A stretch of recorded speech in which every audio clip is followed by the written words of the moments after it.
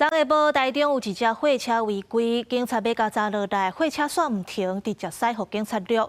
警方拢总是开6枪，这货车同款唔愿停车，佮弄车棚去互选起。落尾这警察是透袂掉监视器，今仔中昼伫北屯掠着嫌犯。案件就到尾嘛，顺路发现这台货车违规倒弯，而且驾驶无下安全带。警方要求停车，毋过货车煞加速逃走。警方一直入到宽中东路，货车叫头前的车挡掉的，原件虽赔偿，喊货车驾驶爱停车，毋过驾驶无插，佮加速冲浪。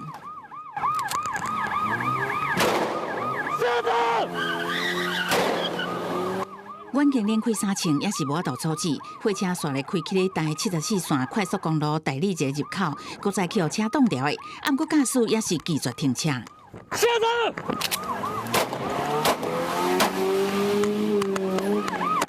案件搁再向货车开3枪，毋过也是去互位边的空棚顺利逃走。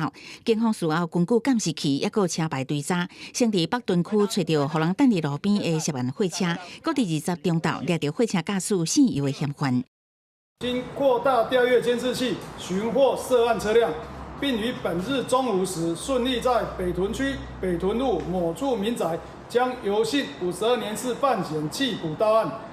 警方调查，嫌犯因为窃盗案被人通缉，逃走期间做线工为主。19家朋友借这台货车代步，煞去拄到警方临检，惊一个紧走。询问了后，除了甲伊解送归案，嘛依照妨害公务等罪嫌移送台中地检署侦办。